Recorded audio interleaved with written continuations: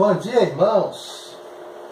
Mais uma oportunidade que nós estamos tendo nesse domingo de estudar a Palavra de Deus como escola bíblica dominical. Nós hoje estaremos avançando nos estudos desse trimestre, partindo hoje para a carta escrita pelo apóstolo Paulo aos Efésios. Nós temos aqui a leitura bíblica que está no nosso textuário,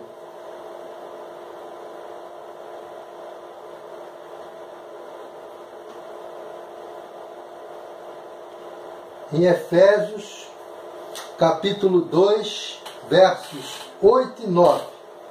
Porque pela graça sois salvos por meio da fé, e isto não vem de vós, é dom de Deus, não vem das obras, para que ninguém se glorie. Nós vamos estudar hoje o tema Aspectos essenciais da doutrina da salvação. E essa lição tem 3 objetivos. Primeiro, é nós sabermos compreender que não há escape para a vida do homem sem Jesus e sem salvação. O segundo objetivo é a gente usar da ação de fazer e descrever os aspectos essenciais da doutrina da salvação. E o outro também, que é uma ação de fazer, é agradecer a Deus a grande salvação dada por Cristo Jesus. E nessa abertura, eu convido os irmãos aí para das suas casas a abrir seus cantores. Nós vamos a cantar o hino 377, a primeira e segunda estrofes, acompanhado da nossa pianista, irmã Elúcia Maria, e também vai ser posta a letra na tela para os irmãos, a todos nós acompanharmos e participarmos desse momento devocional da nossa EBD. Depois teremos uma palavra de oração da nossa professora, irmã Elúcia Maria.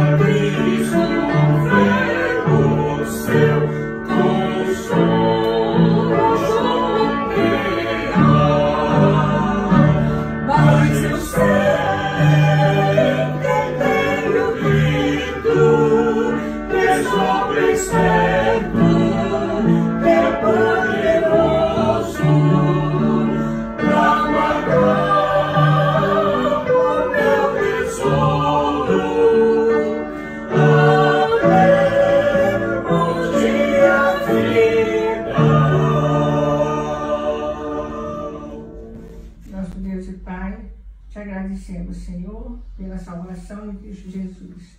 Te agradecemos mais uma oportunidade, mais um domingo, estarmos aqui na grande escola dominical. Abençoa o teu servo Elias, que vem sempre professando essa fé, dando aos alunos o grande entendimento da tua palavra. Abençoa, Senhor, a cada aluno que possa tirar uma lição para cada um deste estudo precioso da palavra de Deus. Ajuda-nos a entendermos a tua palavra. Dá-nos um grande dia. Perdoa os nossos pecados, em nome de Jesus. Amém. Nós já falamos dos objetivos e já falamos no nosso texto áureo, né? Nós vamos então aqui avançar para alguns aspectos, né? Um panorâmico, né, da carta aos Efésios, já que nós vamos iniciar hoje esse estudo. Nós vamos dar um pequeno panorâmico do estudo e depois a base da nossa lição de hoje está nos 2 primeiros capítulos. Mas para que os irmãos entendam, né, todo o decorrer do estudo dessa carta, nós vamos dar um pequeno panorâmico, né, para que os irmãos entendam essa carta, né, do apóstolo Paulo. Essa afirmativa que é do apóstolo Paulo é baseado em algumas situações, né, estudada, verificada, né, e situações até que foram chegada à conclusão que o apóstolo Paulo é o escritor dessa carta, né? E para que essas conclusões tenham uma pertinência, nós apresentamos aqui algumas declarações sobre essa carta, né? Giuseppe Armitage de Robson é um padre lá na Inglaterra, né? Professor. Ele fez essa seguinte declaração sobre a carta aos Efésios. Efésios é a coroa das Escrituras escrita por São Paulo. É um padre lá na Inglaterra, um teólogo, né, estudante da Bíblia, professor. Ele deu essa fez essa declaração. O outro foi Arthur Thornton Pearson. É um pastor presbiteriano americano, também teólogo, né, preparado. E ele fez a seguinte declaração: Efésios é a epístola de Paulo sobre o terceiro céu, né? Sobre o terceiro céu. Uma afirmativa, uma declaração que tem pertinência naquilo que está escrito na carta aos Efésios. O outro foi o William Moré, professor de exegese no Antigo Testamento, do Novo Testamento, no Seminário Teológico do Xênia. E também foi missionário na Itália. Também um homem preparadíssimo, né, 40 anos de magistério no Seminário Teológico. É um experiente, né? Ele disse o seguinte, a declaração: nesta carta entramos para a tranquilidade e o silêncio do santuário. Aqui prevalece uma atmosfera de repouso, de meditação, de adoração e paz, né? E o William Bach, que é o conhecido, nós usamos muito esse comentarista no nosso encarte dominical, né? Que é pastor da igreja da Escócia e professor da divindade e crítica bíblica na Universidade de Glasgow. Ele fez a seguinte declaração: vê Efésios como a rainha das epístolas paulinas, né? Essa afirmativa não é só dele, muitos outros comentaristas têm um destaque para a carta aos Efésios, escrita pelo apóstolo Paulo, em relação às outras epístolas que ele também escreveu, né? Então, aqui, ó, essa autoria, tudo isso aqui é para a gente chegar à autoria, que é um pouco controversa, né? Alguns comentaristas não conseguiram afirmar que é Paulo, dados alguns critérios de estudo, de algumas provas convincentes. Outros já têm essas convicções, né, através dos estudos, das comparações, né, do estilo da carta, né, observando o apóstolo Paulo nos outros escritos deles, né? E então algumas evidências foram apresentadas para até se crer que o apóstolo Paulo é o autor, sim, e tem bases até na própria carta do apóstolo Paulo, ele se apresentando, né? Então temos para tirar essas conclusões, temos a evidência externa e a interna, né? Nas evidências externas, Clemente de Roma, Inácio, Policarpo, Hermas, também era um padre, Clemente de Alexandria, Irineu, Hipólito, que são testemunhas correntes, né? Do passado, né? Que tem a certeza dele que o apóstolo Paulo que escreveu essa carta aos Efésios, né? E tem a evidência interna, né? O próprio autor, o apóstolo Paulo, o título do livro de Efésios não diz que é do apóstolo Paulo, mas no contexto bíblico, no próprio versículo bíblico, no capítulo 1, verso 1, lá tem do conteúdo de Efésios, parece afirma, o apóstolo Paulo afirma que ele é o autor dessa carta, né? Ele mesmo faz a colocação. Nós vamos abrir aqui, eu não sei se está aqui para baixo, se não tiver aqui, não está, mas a gente pode ler aqui na Bíblia, verso 1 do capítulo 1, que diz assim: Eu, Paulo, apóstolo de Cristo Jesus, pela vontade de Deus, escrevo esta carta ao povo de Deus da cidade de Éfeso, o povo que é fiel para estar unido com Cristo Jesus. Esse é o primeiro versículo que afirma ser o próprio Paulo dizendo que ele é o autor, ele é o escritor da carta. E lá no capítulo 3, verso 1 também diz assim: Por essa razão eu oro a Deus, eu, Paulo, que estou preso por causa de Cristo Jesus, para o bem de vocês, né? E não os não-judeus, né? Paulo estava aqui se referindo aos gentios, porque essa carta aqui, que o apóstolo Paulo escreveu, os destinatários delas, é para o povo de Deus daquela região da Ásia, né? Ásia Menor, que é Éfeso, né? A igreja estava constituída lá, mas alguns estudiosos, alguns comentaristas afirmam que essa carta foi uma carta circular, que andou pela cidade, que andou pela região, né? Não foi direcionada diretamente para a igreja de Éfeso, né? Alguns comentaristas afirmam isso. Então, por isso que aqui no capítulo 3, o verso 1, ele diz que é para o povo da cidade de Éfeso. Então é para todos aqueles gentios que se converteram, né?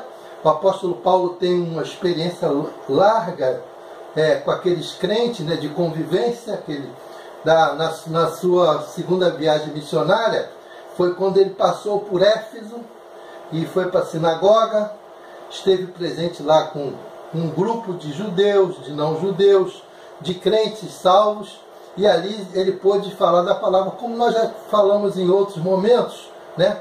O apóstolo Paulo, na sua viagem missionária, na primeira, que ele saiu lá de Jerusalém, foi para a Antioquia da Síria, da Antioquia da Síria foi a Antioquia da Psídia, lá não permitiram que ele ficasse lá, e ele então foi para as igrejas de Derbe, Listra, né, e Icônio, e lá constituiu essas igrejas naquela região também da Ásia, né, Ásia do Norte, como diz no mapa bíblico, né, e ele ali constituiu aquelas igrejas. Então, e dali ele seguiu o caminho para a Europa, voltou e chegou de volta a Jerusalém.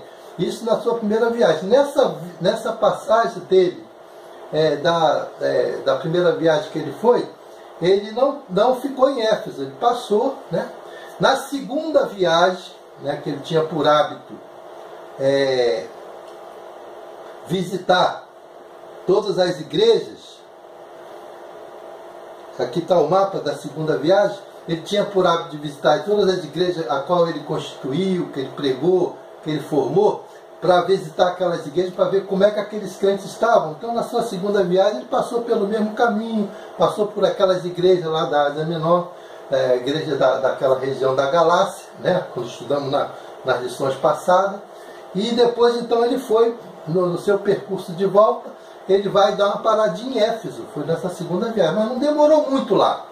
Ele ficou lá, passou, foi para a sinagoga, teve uma convivência com aqueles crentes lá, e depois voltou, né?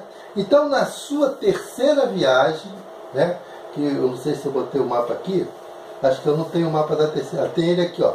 O mapa da terceira viagem é que ele pousa em Éfeso, né, e passa lá 3 anos, né, e esse período de 3 anos ali foi um período marcante, né, para com aqueles crentes que ele conviveu, compartilhou, né, e ali ele pôde então ter um período de experiência muito grande com aqueles crentes, dado a sua experiência apostólica e também dado ao seu ministério, né, de modo efusivo, né? Então o apóstolo Paulo, ele faz esses percursos todos. Vamos voltar aqui para onde a gente parou, só para a gente estava dando só uma palhinha para dizer esse percurso, né? Então o apóstolo Paulo, tendo escrito essa carta, ele escreveu com base de conhecimento do que aqueles crentes eram, né? Aquela igreja, ela não recebeu essa carta com uma finalidade específica, né? Por exemplo, Gálatas, quando a gente estudou Gálatas, a carta que o apóstolo Paulo também escreveu para aquelas 3 igrejas, que também eram tipo carta circular, ele escreveu com um objetivo definido. Aquela igreja estava passando por uma dificuldade, por um problema. Aquela igreja teve um problema de enfraquecimento espiritual, né? Teve os perturbadores, como nós estudamos na lição passada, que passaram por ali, tentaram desvirtuar aqueles crentes do verdadeiro evangelho. Então Paulo, quando escreveu para aquela igreja, escreveu exatamente para chamar a atenção daqueles crentes que haviam esmurecido na fé, tinham abandonado o verdadeiro evangelho.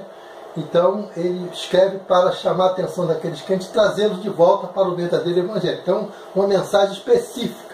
Já agora em Éfeso não, Éfeso não tinha nenhum motivo específico para que Paulo escrevesse essa carta assim, ele fazer um tipo de uma consolidação, uma mensagem, vamos dizer assim, uma mensagem de confirmação da fé, de solidificação das doutrinas, né? O apóstolo Paulo fala da salvação, fala da fé que cada um abraçou, da salvação que cada um recebeu do nosso Senhor Jesus Cristo, né? Pela permissão dos seus pecados, pelos seus arrependimentos de pecado, pela graça de Deus eles foram salvos, como vamos ver mais na frente.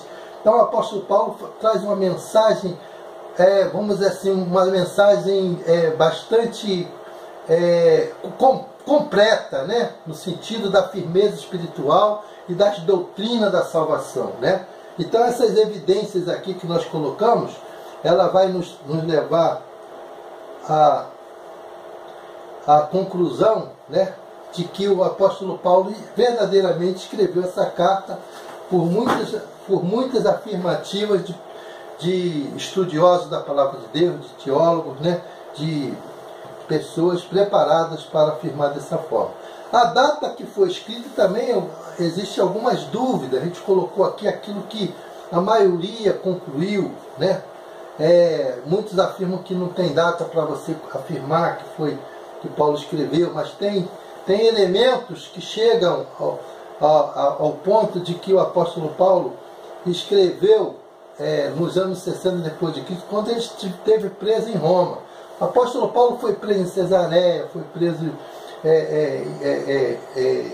em Roma, foi preso em Filipos, ele foi preso em alguns lugares e de repente ele pode ter escrito pela compreensão de alguns, de algum lugar desse, né? Mas não tem afirmação nenhuma. Mas pelos indícios todos, o apóstolo Paulo, quando escreveu essa carta, depois de ter feito aquela terceira viagem, ter retornado a Jerusalém, ele escreveu essa carta já quando ele esteve preso, vamos supor que foi numa outra visita que ele fez, ou até mesmo por causa do seu ministério, né, que o levou a ser preso em Roma por amor de Cristo, né? Ele foi preso pelo amor do Evangelho, né, que ele pregava e que incomodava, né? Então lá de Roma ele escreve essa carta, mais ou menos nesse período, e Tíquico foi o portador da carta, né? E Tíquico também foi o portador da carta aos Colossenses, né? Porque a carta de Efésios, ela tem muita similaridade com a carta aos Colossenses. Quem fez comparações pôde afirmar até em cima disso, que por causa das similaridades que o apóstolo Paulo escreveu, né, vamos dizer, a maneira que ele escreve, a parte literária, a igualdade da parte literária, os detalhes das palavras, das metáforas, das figuras que ele usa, tudo indica que realmente aquela carta aos Colossenses também foi entregue por Tíquico, né? E no mesmo período, essa carta foi escrita quase que no mesmo momento. Paulo estava preso e teve a oportunidade, assim como outras cartas. Ele escreveu carta de Coríntios, também, né? Escreveu outras cartas também nesse mesmo período. Então o apóstolo Paulo, ele teve toda uma experiência, né, com aqueles crentes da Ásia Menor, né? Aquela igreja de Éfeso, mais para frente, João, né, ele chegou a ser até pastor. Tem comentarista que afirma que ele foi pastor dessa igreja, depois que o apóstolo Paulo deixou seu ministério.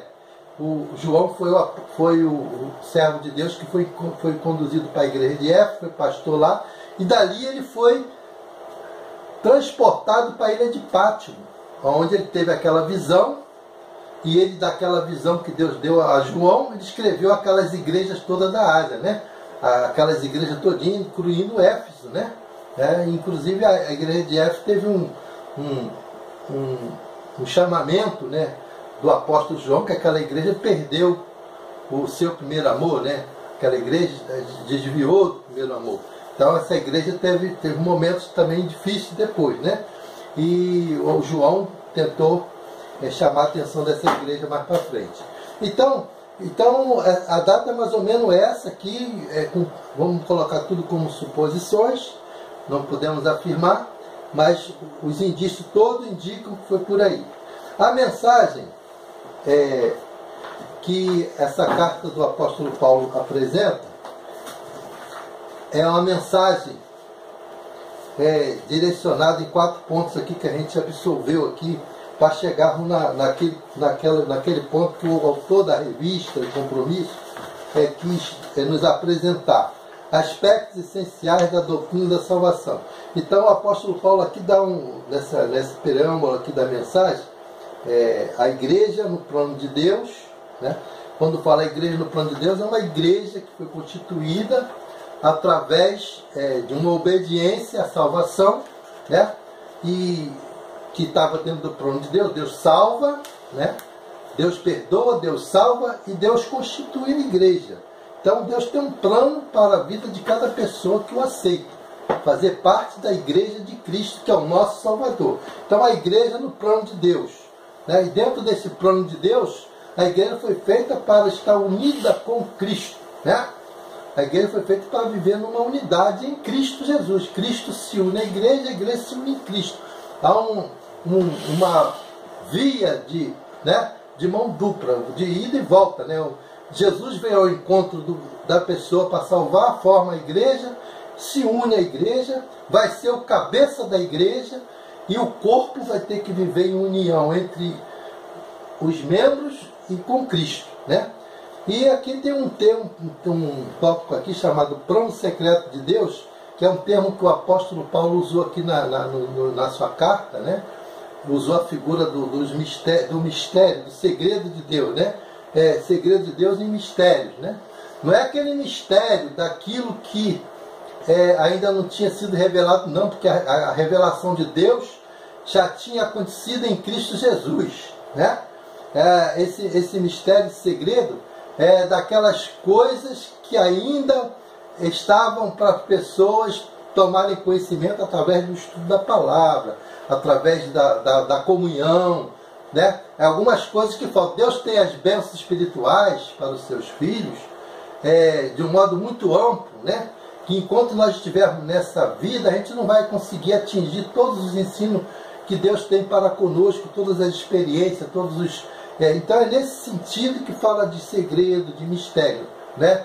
Não é mistério para ser revelado, é mistério para ser aprendido, né? Então, e vem outro tópico que é o Espírito Santo de Deus, né? Então, olha lá, Paulo chama de mistérios, né? Então, no capítulo 1, qual o primeiro termo mistério que ele apresenta? É o mistério da vontade de Deus, que aponta para o futuro, para o tempo em que todas as coisas nos céus e na terra convergirão, né, para Cristo. Aí está lá no verso 8, verso 9 do capítulo 1, verso 10, que eu coloquei aqui para facilitar esse entendimento, né, que diz assim, ó, desvendando-nos o mistério da sua vontade, segundo o seu beneplácito, que propusera em Cristo, de fazer convergir nele, na dispensação da plenitude dos tempos, todas as coisas, tanto as do céu como as da terra. Então esse versículo dá esse entendimento aí bem claro do que esse mistério da vontade de Deus aponta para o futuro. Ele está falando de coisas do céu e da terra, convergir céus e terra, está falando de eternidade, está falando do futuro. Aqui no capítulo 2, temos aqui os judeus e gentios são salvos pela graça de Deus, são reconciliados com Deus e uns com os outros, como unidos a Cristo, são feitos um novo homem, que forma um templo santo, na qual Deus habita por seu Espírito, né? Aqui tem um ponto fundamental desse mistério. Judeus e gentios sempre foram inimigos, né? Os judeus não queriam aceitar os gentios de jeito nenhum.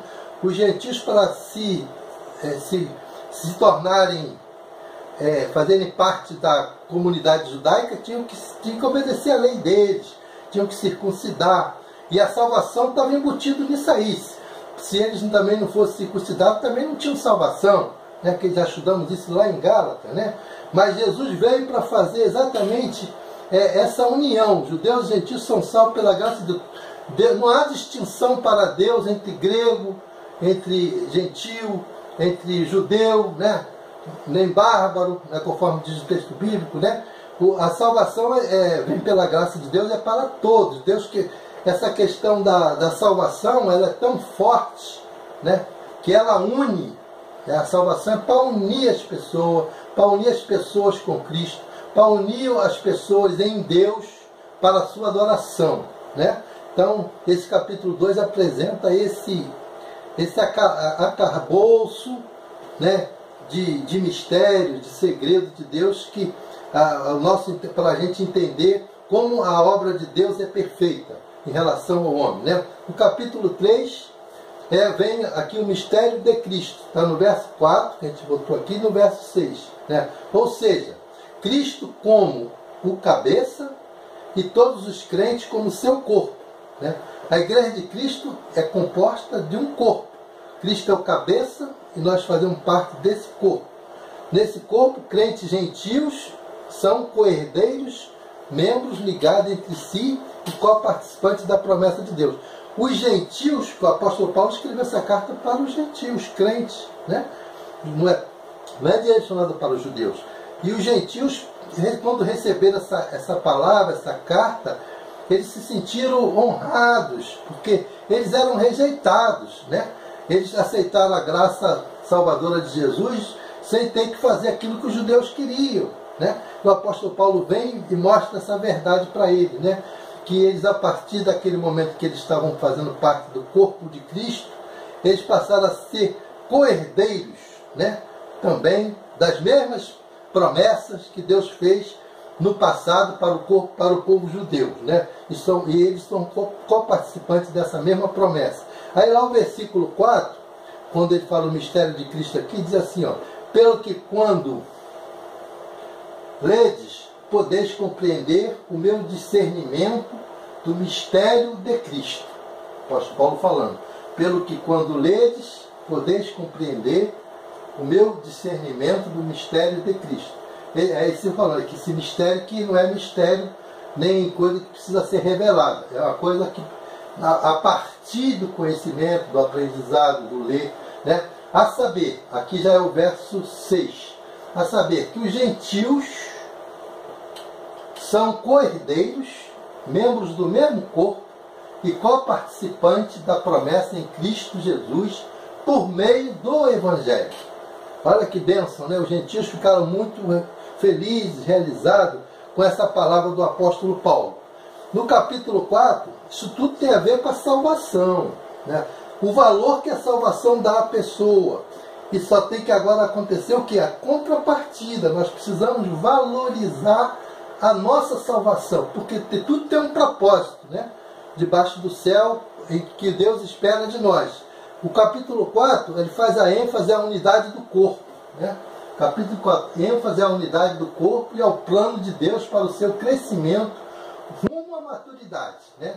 Uma igreja, eu não botei os versículos de 1 a 16 não, porque é muito extenso, mas o sentido desse série de versículos aí, de 1 a 16, é essa ênfase aí, a unidade. A ênfase é que a igreja de Cristo precisa viver unida, vivendo, né, como temos lá textos bíblicos que falam, né, é a mesma fé, né, a mesma comunhão, né, um só corpo, o mesmo espírito, uma só fé, uma mesma comunhão, né? É nesse sentido ali do que está dentro desse contexto desse versículo aí. Então, essa ênfase à unidade do corpo e ao plano de Deus para o crescimento rumo à maturidade, para o crescimento da igreja, crescimento pessoal de cada crente, né? O crente amadurecer, né? Não sair do leite, como o apóstolo Paulo ensinou lá em Coríntios, né? O crente precisava crescer, se alimentar, para sair da parte do leite para pegar o alimento sólido, né? Nesse sentido. O capítulo 5, o mistério é intitulado Cristo e a Igreja, versículo 32, né?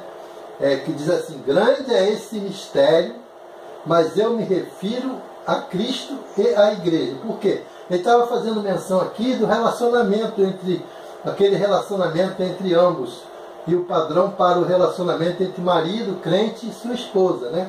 Quando Jesus aqui é comparado como um casamento, né?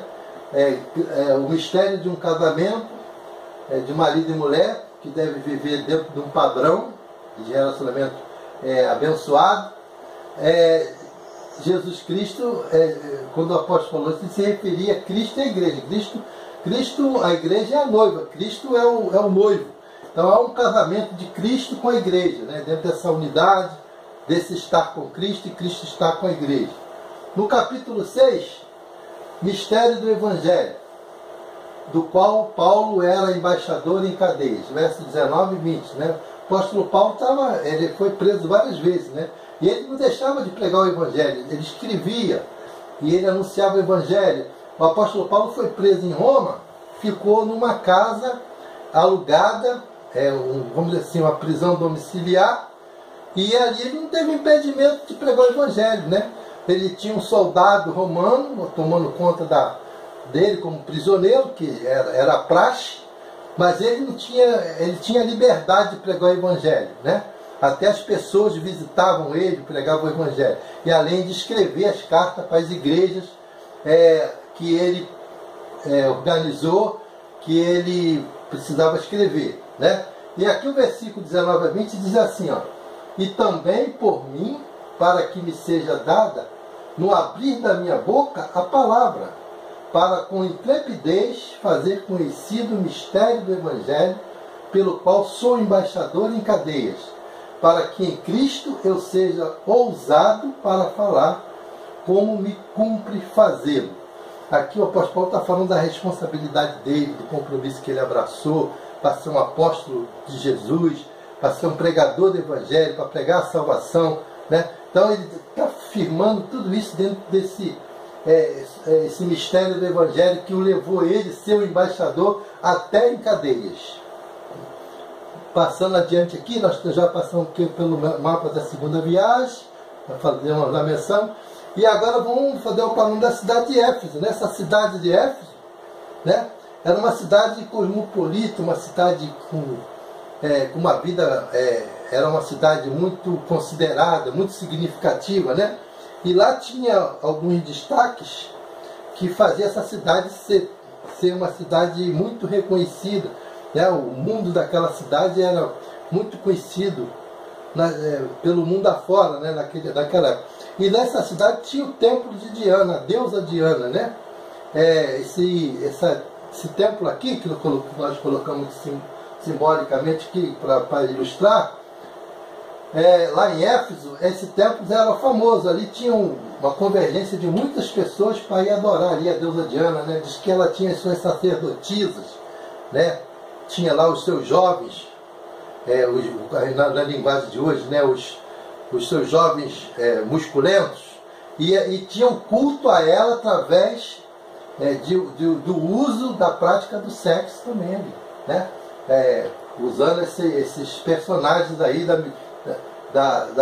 do culto sagrado da deusa Diana. Então ali tinha uma convergência de muita gente para aquele local ali, e ali depois vai se tornar, por causa do apóstolo Paulo, entendeu? Vai abrir ali um espaço para o Evangelho, e o Evangelho vai expandir ali, né?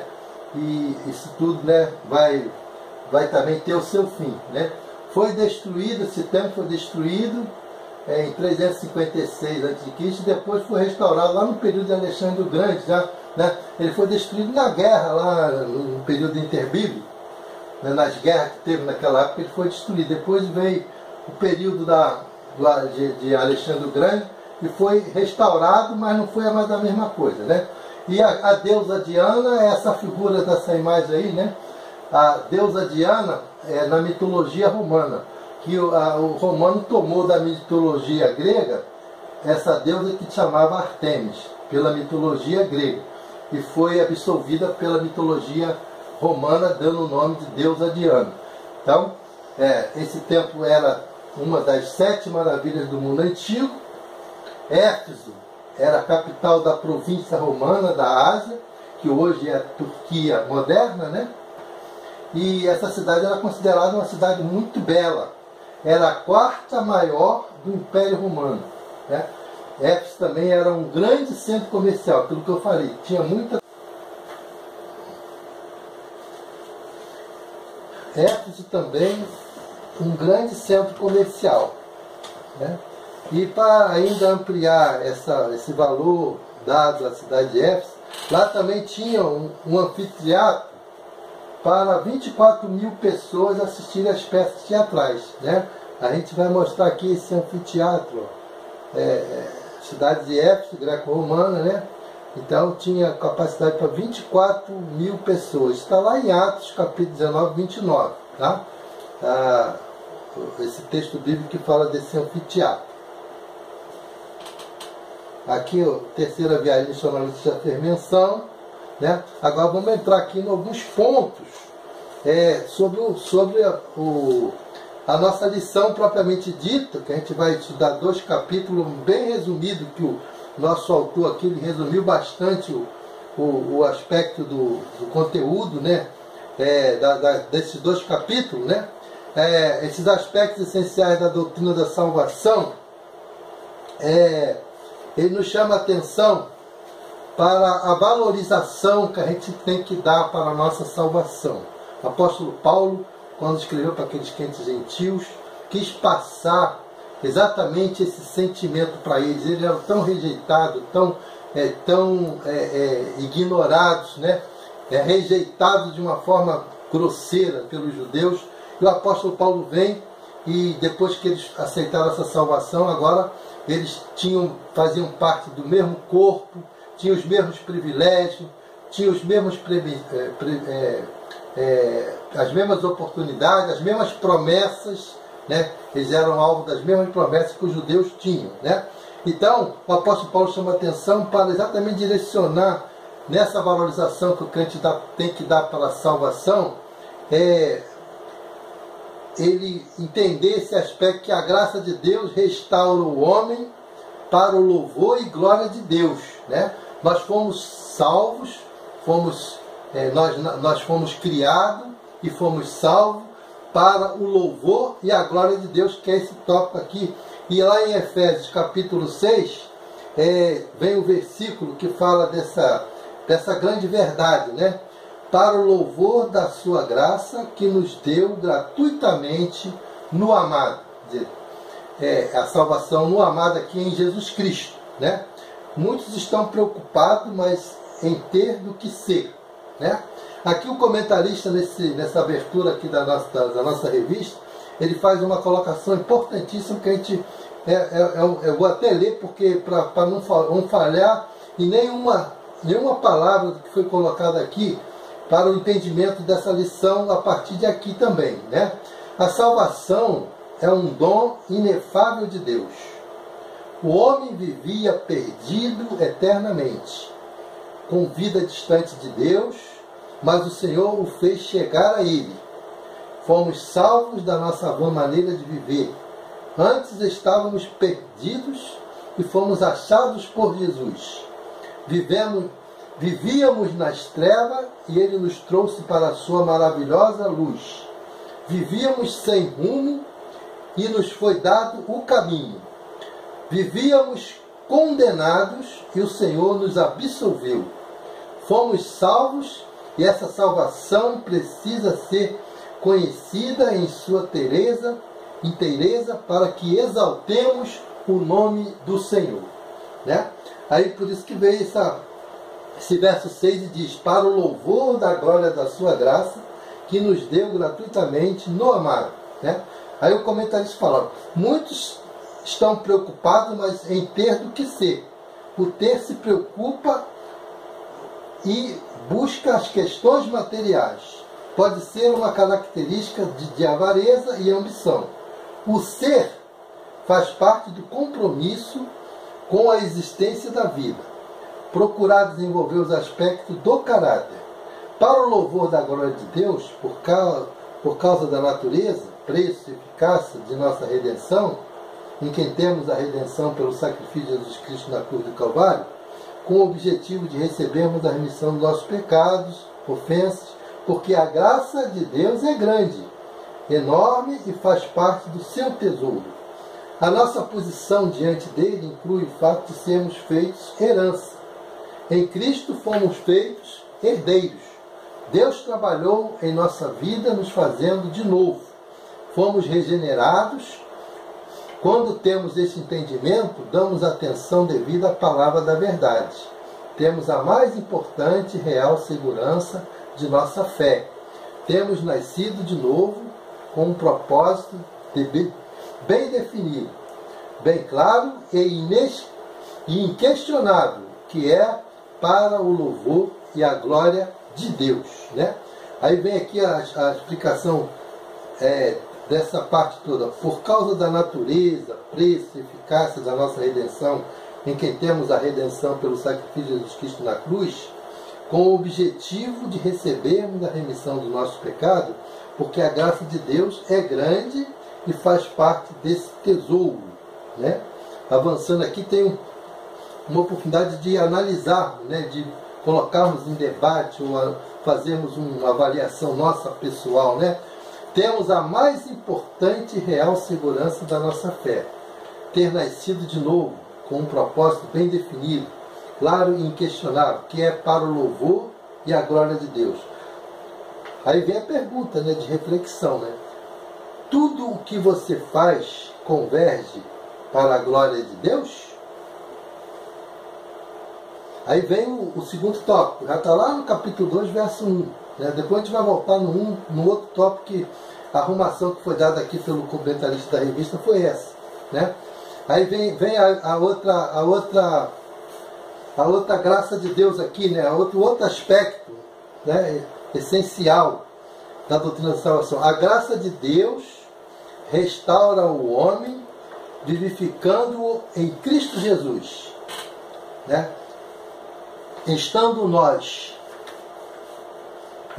vós mortos, esta é a situação verdadeira daqueles que estão fora de Cristo, né? Aqueles que ainda não aceitaram Jesus, aqueles que não tiveram essa oportunidade, esse privilégio. O apóstolo Paulo fala isso: estando vós mortos, mas essa situação mudou para todos aqueles crentes de Éfeso e para todos nós que aceitamos Jesus, né? Essa situação verdadeira daqueles que estão fora de Cristo. essa colocação é para quem não aceitou Jesus, né? Aí vem a continuidade para discutir aí, mas a gente vai entrar aqui num comentário interessante aqui, ó, do apóstolo Paulo fala. O verso 2, o versículo 1 diz assim: Ele vos deu vida, estando vós mortos nas vossas transgressões e pecado. Deus deu vida para aqueles que estavam vivendo numa vida longe de Deus, né? Aí diz o comentarista, Paulo diz que estávamos mortos. Esta é a situação verdadeira daqueles que estão fora de Cristo. Paulo diz que são encontrados em seus delitos e pecados. O homem que vive distante do Senhor, em rebeldia espiritual, é um fracassado. Isto traz morte e é representada por uma vida alheia às coisas de Deus, longe do ideal divino. Mesmo que o cotidiano das coisas possam apresentar e representar vida, o homem espiritual está morto. As pessoas que estão fora de Cristo estão cegas para a glória de Jesus Cristo e surdas à voz do Espírito. Não têm inclinação para as coisas de Deus. Estão desprovidas de expressar amor para com o Criador. Este é o estrago feito pelo pecado. Vivem empedernidas e com suas consciências cauterizadas. Não adianta achar ou dizer que possuem vida física e emocional sadia. Existe morte. Paulo diz que estávamos escravizados. Escravidão é algo pavoroso. Representa e significa poder que controla por completo, tirando todo o potencial de vida. Estas forças, Paulo diz que são o mundo, a carne e o diabo. O homem sem Deus, no ensino paulino, vive seguindo o curso deste mundo mau e perverso. O sistema de valores deste mundo está contaminado pelo mal. No final, seres humanos são desumanizados.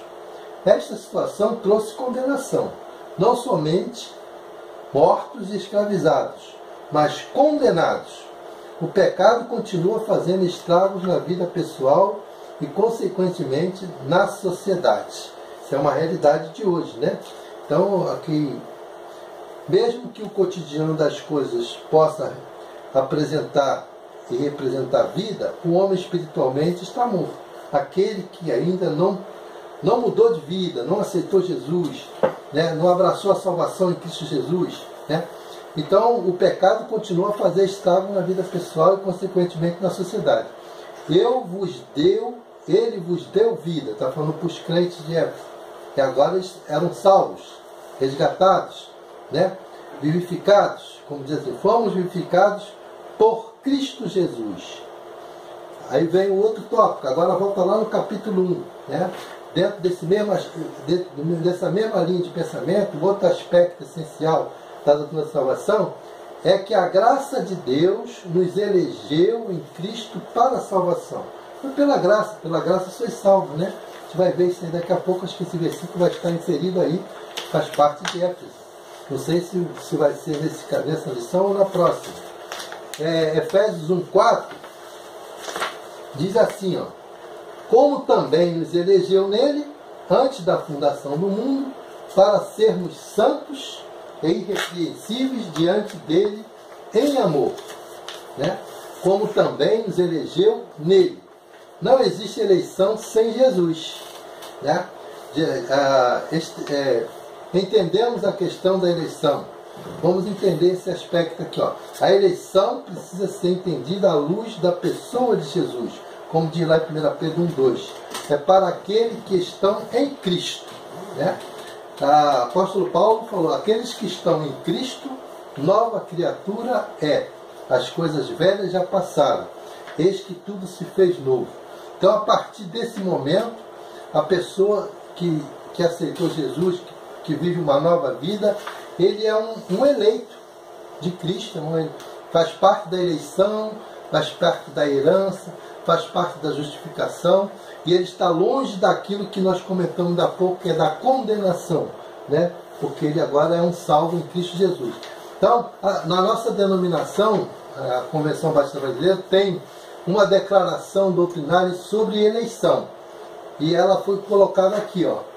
Eleição é a escolha feita por Deus em Cristo, desde a eternidade, de pessoas para a vida eterna, não por qualquer mérito, mas segundo a riqueza da sua graça, né? Ainda que baseada na soberania de Deus, essa eleição está em perfeita consonância com o livre-arbítrio de cada um e de todos os homens, né?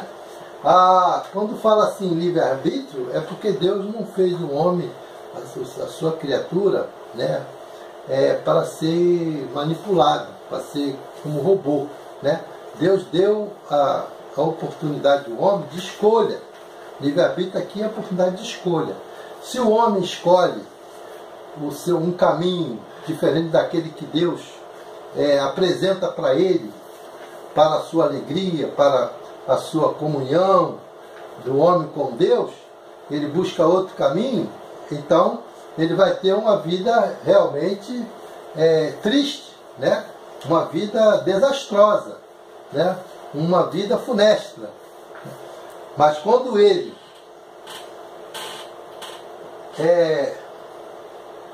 toma a decisão, aceitando a vontade de Deus, os planos de Deus para a sua salvação, aceitando Jesus como seu Salvador, como a palavra de Deus vem dizendo, né? Pela graça sois salvos mediante a fé, né? Isso não vem de vós, é um dom de Deus.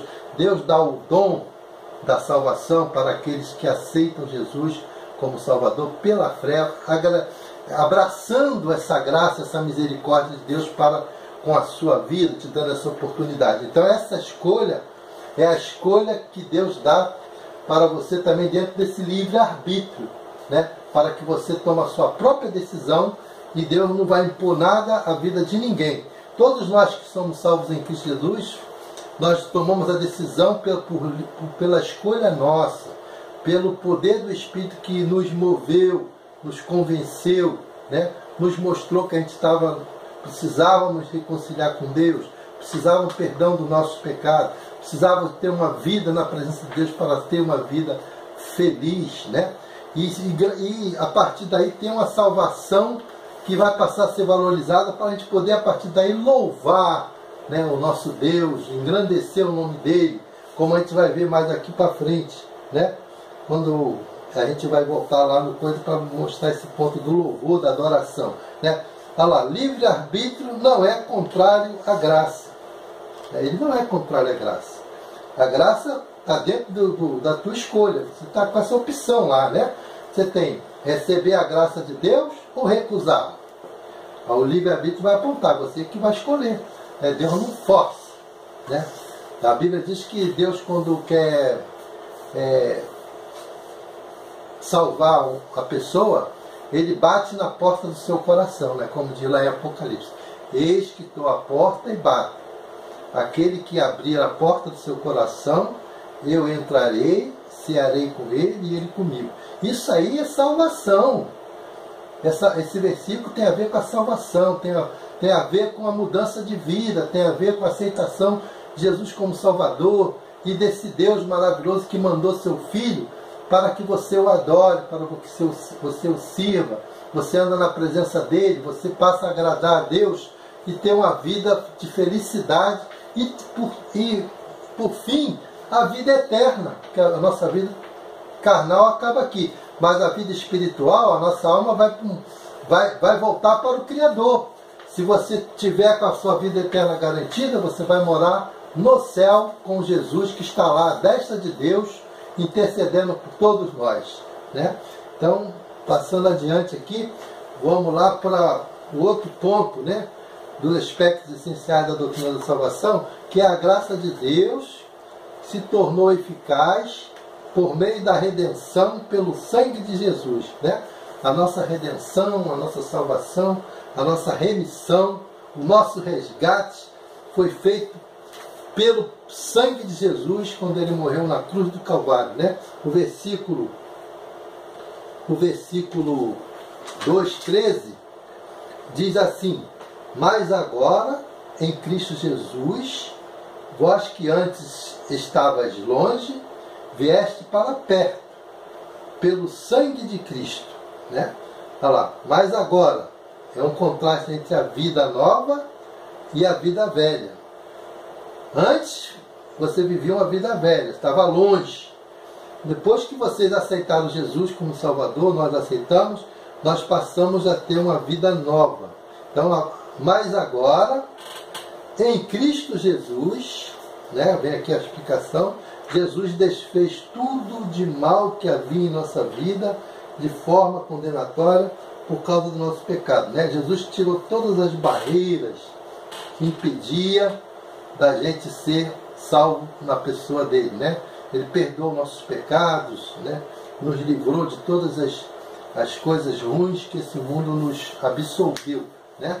Na lição passada, a última que a gente teve, de Gálatas, a gente falou da liberdade, né? Nós nos tornamos livres, deixamos de ser escravo do pecado, escravo das coisas mundanas, dos vícios, né?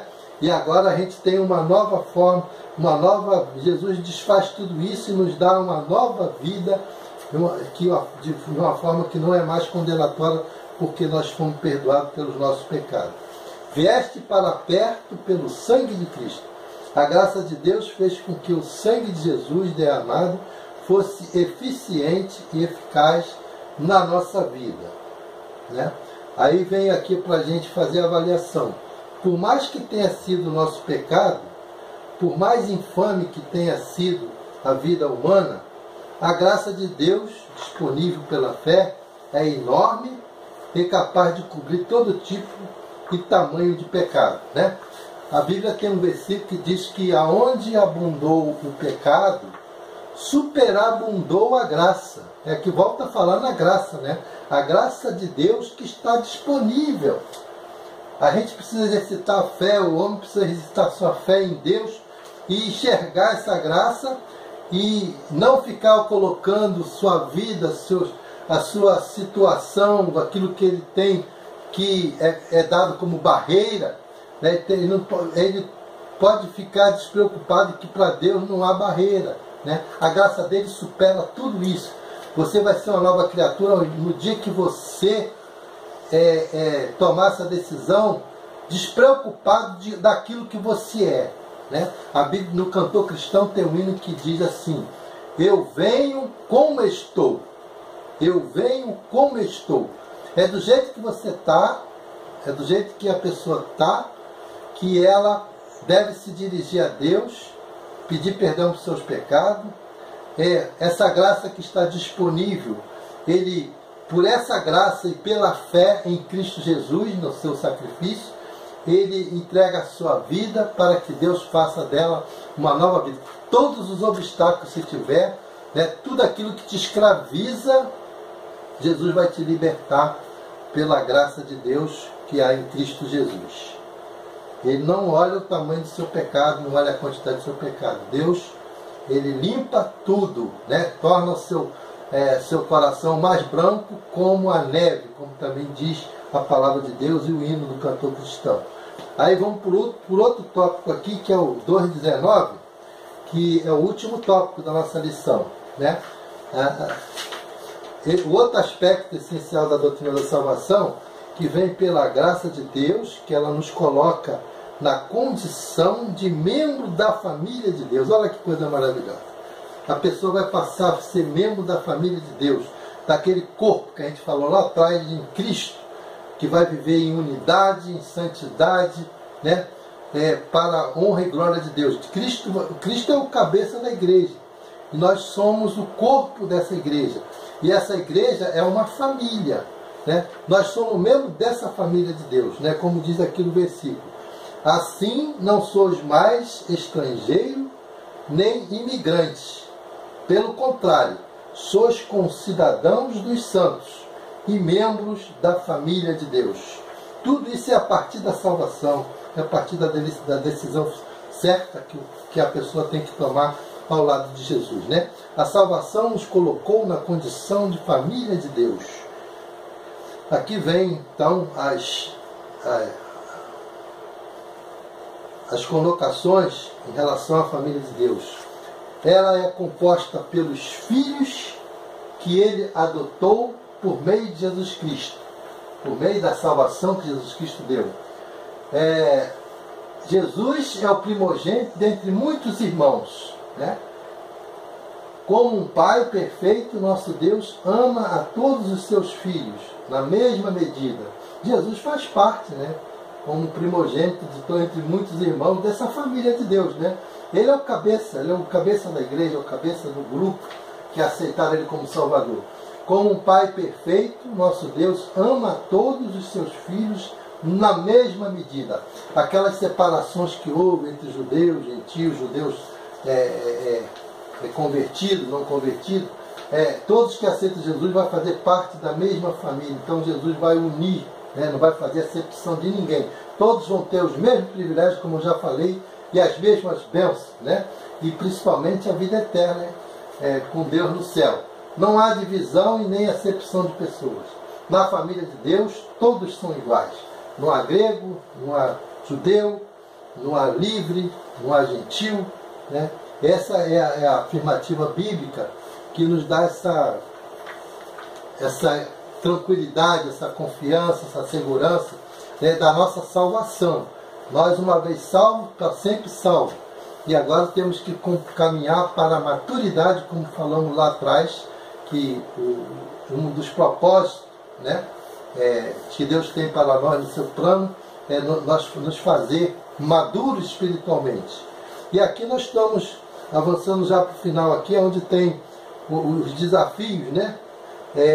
Os aspectos essenciais da doutrina da salvação, que foi o nosso tema. O assunto é a graça de Deus nos elegeu em Cristo para a salvação. E vimos aqueles aspectos essenciais todinho dessa salvação que nós devemos valorizar, devemos agradecer, devemos render louvores a Deus, né? Dobrar nossos joelhos em comunhão com Ele e todo dia sermos gratos por Ele ter nos dado essa salvação, ela ter nos alcançado, e hoje a gente tem uma vida livre, feliz, na presença de Deus, confiante, né? O desafio aqui, com base em Efésios 1 e 2, nos dois capítulos que está dentro desse contexto do estudo, é fazer um mapa do plano de salvação, né?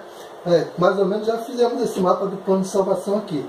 Os irmãos agora fazem uma revisão pelo estudo que foi dado, naquilo que o irmão absorveu, né, desse desafio aí. E aqui, para terminar, tem aqui como viver esses aspectos essenciais da salvação que foi estudado hoje, né? Decida viver para a glória e louvor do Senhor. Tudo que fizer, faça convergindo para a glória dele, não para a nossa. A gente não faz nada para nós mesmos, fazemos para a glória de Deus. Não permita, decida mesmo a não mais viver para o pecado, porque fomos vivificados, né? Fomos resgatados, fomos limpos e vivificados. Então não podemos dar mais ocasião à carne, como a gente estudou lá em Gálatas, né? Jamais se ensoberbeça por fazer parte da família de Deus. Se vanglorie, se orgulhe, né? A gente tem que ser humilde, viver nessa família com humildade, lembrando, né, que foi pela graça de Deus que nós fomos salvos e fazemos parte dessa família de Deus. Que Deus possa nos abençoar nessa compreensão, nesse estudo, e que possamos a cada dia viver em comunhão com nossos irmãos, na Igreja de Cristo, que é o cabeça, nós somos o corpo, e Jesus ensina, o apóstolo Paulo ensina, a união dos crentes em Cristo Deus, para essa família de Deus ser uma família abençoada, e Deus ter dentro dos seus tesouros celestiais as bênçãos a ser derramado em cada um. Que Deus nos abençoe. Agora vamos encerrar esse momento. Os irmãos nas suas casas, abrem de novo seus cantores no hino 377, que a gente já cantou na abertura, a primeira e segunda estrofe. Vamos cantar agora, acompanhado da nossa pianista irmã Irluce, a terceira e quarta estrofe, com a letra na tela. E depois desse momento de cântico, de adoração e encerramento, a irmã Irluce, a irmã Edila Semires, a nossa ajudante aí na área de música também, que é a abençoada irmã aí pela Escola Bíblica Dominical, dominicalmente ela está atuando, ela atua muito pelos bastidores, mas ela nos ajuda muito na IBD, e ela vai fazer parte desse momento também, orando a Deus, encerrando essa escola desse domingo. Que Deus abençoe a todos, e vamos ouvir então o hino e vamos ouvir a oração.